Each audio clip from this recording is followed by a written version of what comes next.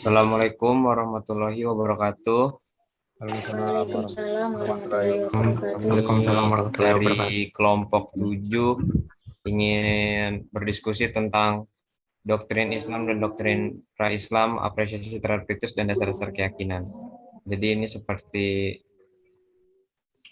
kondisi Islam terbentuk.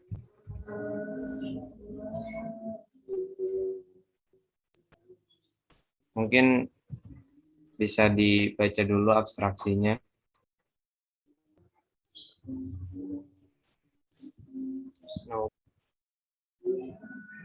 Apakah ada yang perlu dipertanyakan? Kalau dilihat sih lumayan cukup bikin ini ya. Bahasanya tinggi banget.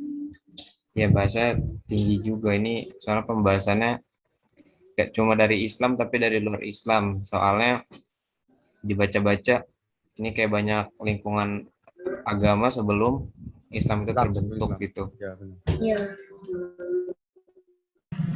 Iya, di situ juga sebenarnya agama Islam itu ciri-cirinya ya hampir sama kayak agama lain gitu dituliskan. Iya, benar-benar benar. Di sini nih secara historis emang benar agama Islam itu termasuk agama yang termuda. Jadi secara formal, tapi ya sebenarnya menurutku ya Islam itu dari zaman Nabi Adam itu udah Islam gitu, tapi Islam yang kita anut sekarang itu dari zaman Nabi Muhammad, yang diajarkan sama Nabi Muhammad, itu Islam yang kita kenal sekarang. Makanya Islam secara formal diakuinya itu setelah diangkatnya Nabi Muhammad menjadi Rasul. Nah terus di sini juga bisa dilihat Islam punya unsur-unsur serupa kayak baik dalam rumpun Semit, yaitu ada Yudeo-Kristen dan Arab pra-Islam. Lalu ada Zoroaster, Konfusius, Hindu, dan Buddha. Mungkin yang belum tahu tuh, setauku ya Zoroaster itu kayak penyembah api gitu, setauku ya. Tapi dia punya ada kepercayaan terhadap yang maha tinggi gitu. Jadi percaya bahwa adanya Tuhan yang mengatur semua ini gitu. Mungkin teman-teman ada yang punya ini lain.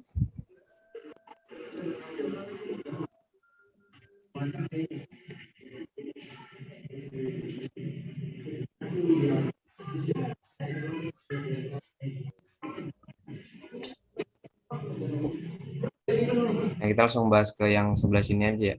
Islam tidak lahir dalam kevakuman.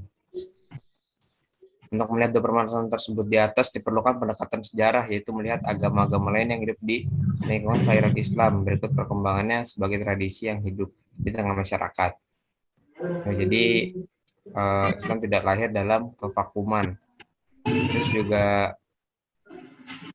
hal itu dilakukan tanpa hubungan keyakinan bahwa fenomena keagamaan pada Islam adalah sesat sehingga disebut era jahiliyah. Jadi sebelum Islam yang kita anut sekarang itu ada gitu datang, ini tuh fenomena keagamaan itu pas masih zaman pra-Islam itu adalah sesat, yaitu disebut era jahiliyah. Maka dari itu kan Nabi Muhammad itu disebutnya pembawa berkah dari zaman kegelapan ke zaman yang lebih terang. Itu. Terus nih ada istilah jahiliyah di sini.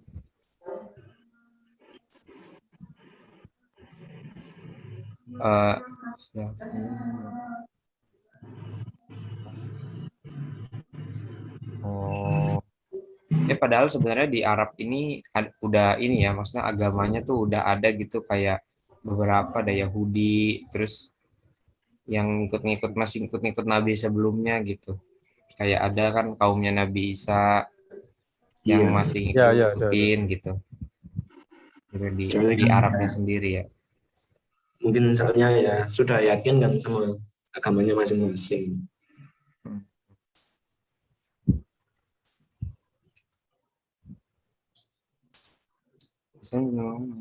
Nah, ini ada pernyataan di sini, Islam secara teologis merupakan kelanjutan dari monoteisme Ibrahim yang kemudian menjelma menjadi paganisme Arab serta Yudeo-Kristen yang dalam perkembangannya juga mengalami beberapa perubahan.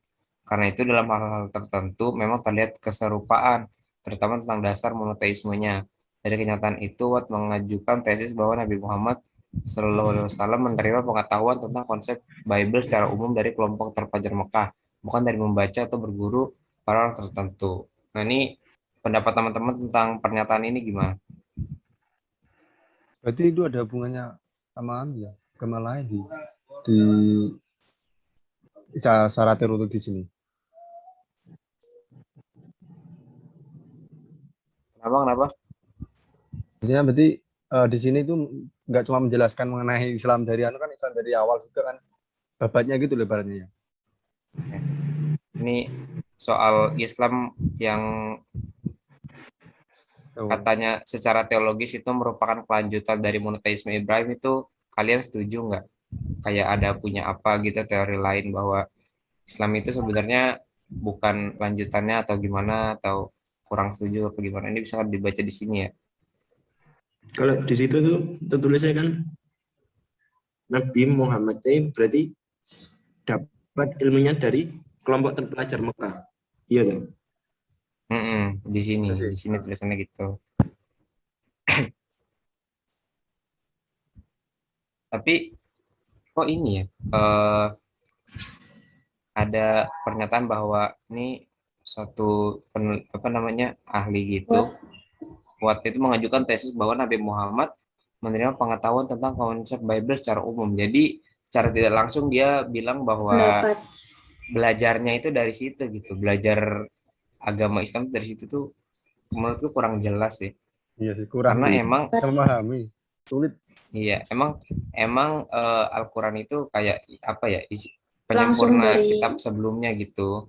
Terus kan pasti dijelasin kan kayak Bible tuh dulu ada gitu. Terus Nabi Muhammad juga belajar tentang itu tapi dalam Al-Qur'an kan, bukan dari Bible-nya langsung gitu kan. Iya, betul. Ini tesis ini sih. Ini ada versi Inggrisnya. The conclusion of this matter is that Muhammad received his knowledge of biblical conception. Tuh, jadi dari konsep Bible, kata si Watt nih, peneliti. Coba itu pendapatnya kayak lebih apa gitu. Ya kan itu teorinya dia, tesisnya dia, karena kan mungkin ya si Watt ini bukan orang Islam, jadi mereka nggak belajar kayak kita yang belajar gitu loh, yang kita tahu kalau Nabi itu dari Al-Qur'an, diajarinnya dari pertama-tama di Al-Qur'an di Gua Hiro gitu-gitu kan. Ya, agak menyimpang. Ya. Iya, sudah punya pendapat sendiri. Di sini tertera dengan kesamaan dan pengaruh kedua tersebut, Islam lebih tampak sebagai duplikasi. Gimana tuh? Nah, gimana kira-kira, kayak apa benar Islam itu sebenarnya hanya duplikasi dari agama-agama sebelumnya?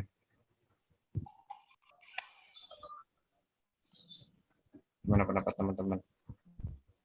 Kalau menurut saya sebagai orang Islam ya tidak setuju kalau itu. Pastinya sih ya, pastinya bukan duplikasi atau meniru. Sebenarnya bukan duplikasi sih, kayak menurutku ya, lanjutan bukan. Penyempurnaan dari agamanya Nabi Ibrahim kalau menurutku ya. Soalnya emang kayak banyak disebutkan gitu kalau Islam itu sebenarnya dari nabi-nabi sebelumnya kan ada gitu, tapi caranya beribadah kan beda.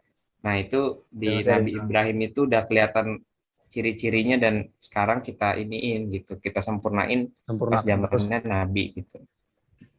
Terus ada juga nih ahli yang bilang nih, lebih jauh Bamye menegaskan bahwa Islam merupakan produk dari proses belajar sosial yang panjang. Jadi Islam ini menurut Bamye itu produk dari proses belajar sosial. Jadi belajar baru dibentuk gitu. Padahal kan kita tahu sendiri Nabi Muhammad itu lugu ya. Jadi nggak tahu apa-apa, tiba-tiba dikasih Al-Quran, belajarnya dari situ. Mungkin teman-teman ada yang berpendapat? Ya kalau menurut saya kan Al-Quran itu ya penyempurnaan dari yang sebelum-sebelumnya. Ya kan ada beberapa nabi juga yang cuma dapat kitab tapi bukan kitab apa ya, yang lembaran-lembaran gitu. Kan ada juga. Lebih lebih pencempurnaan dari kitab-kitab itu mungkin. Suhuf. Oh iya, suhu. Oh. Kalau menurut saya ya Al-Quran itu ya penyempurnaan dari yang sebelum-sebelumnya, tapi bukan duplikasi. Ya sih. Kalau di Dengan sini itu. itu bahasanya kayak terlalu provokatif. Ya, enggak kan ini pendapat para ahli gitu. Maksudnya mereka yang tidak Iya. belajar kayak kita berpendapat kayak gini. Terus ada juga nih dari Pak Goldziher nih. Sementara Goldziher menilai Nabi Muhammad sebagai manusia biasa yang cerdas sehingga mampu mentransformasikan ide-ide terdahulu menjadi suatu sistem tertentu. Ia tidak memperkenalkan ide-ide baru. Nah, jadi dibilangnya itu dari agama yang maksudnya yang kepercayaan yang ada sebelumnya dia ubah, dia apa namanya? Dia pikirkan lagi, dia transformasikan menjadi ide-ide yang lebih cerdas gitu. Menurut si Jadi kayak ilmuwan. Goldziher ini. Ya, jadi misalkan yang sebelumnya apa nih kepercayaannya, misalkan Yahudi gitu. Terus sama dia diubah-ubah jadi Islam gitu menurut dia nih, menurut Goldziher Juga. gitu. Nah, kira-kira gimana tuh? Kalau cerdasnya sih setuju ya, tapi apa isi-isi yang ada di Al-Quran itu kan kayak nggak mungkin gitu dibuat sama manusia biasa. Ya walaupun secerdas Nabi Muhammad ya, bahasanya itu sangat tinggi banget itu. Jadi kayak nggak mungkin banget. Ya mungkin apa ya, kan ya pemikiran setiap manusia beda kan.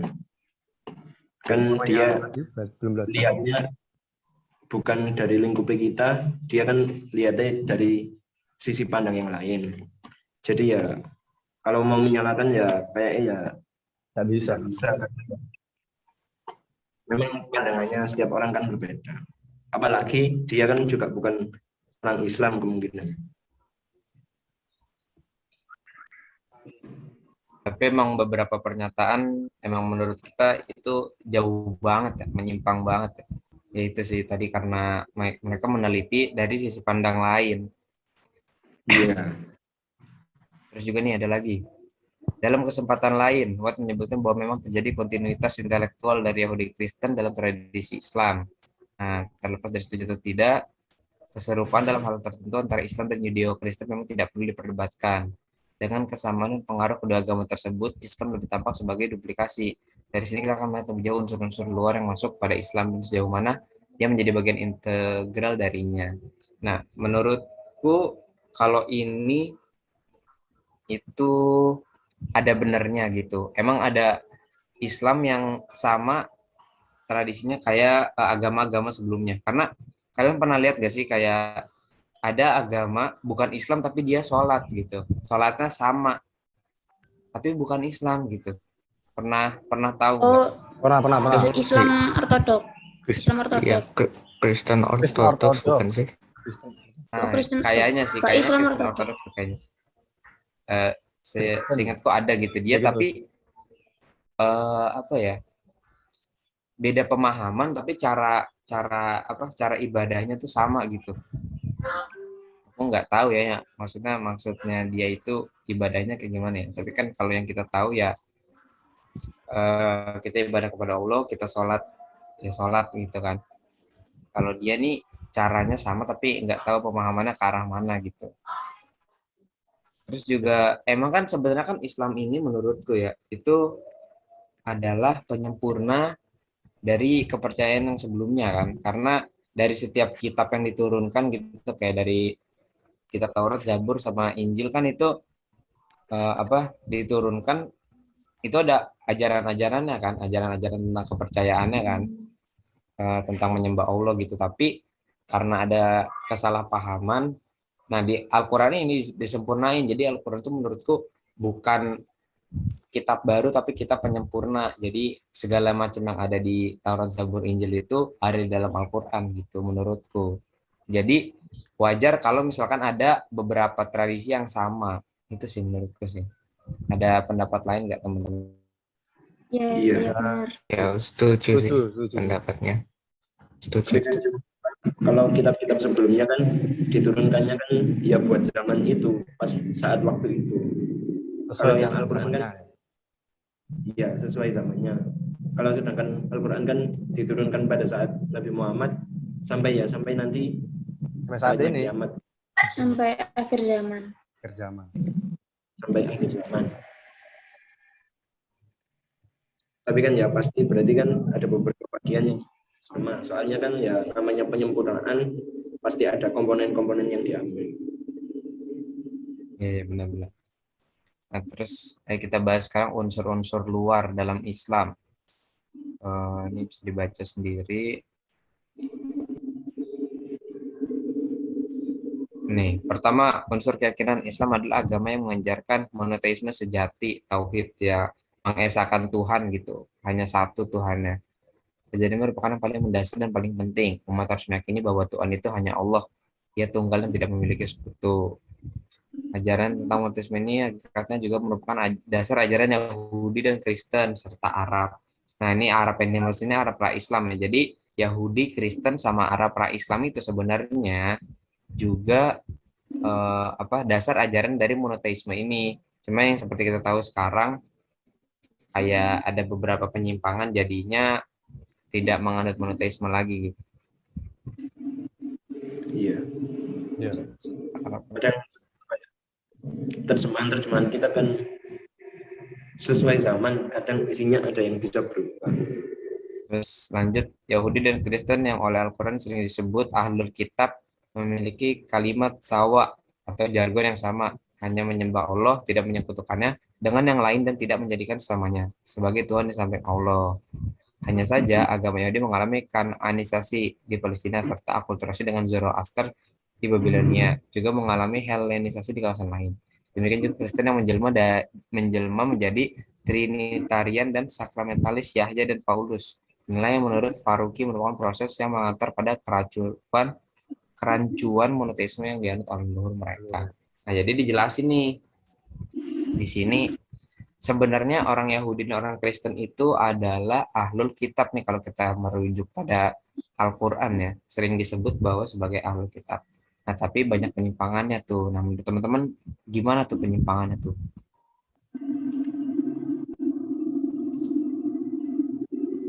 Ya terlalu sih. Ya kira sih.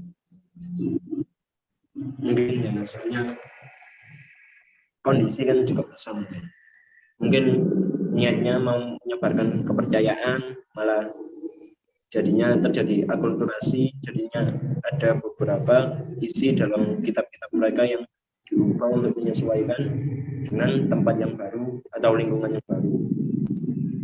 Oke. Kesimpulannya yang dapat diambil dari kajian ini adalah bahwa kajian tentang sejarah fenomena agama pra-Islam sangat penting untuk mengenal lebih baik konteks dan milieu kelahiran Islam. Karena kita tadi udah bahas ya, gimana cara lahirnya Islam gitu-gitu kan.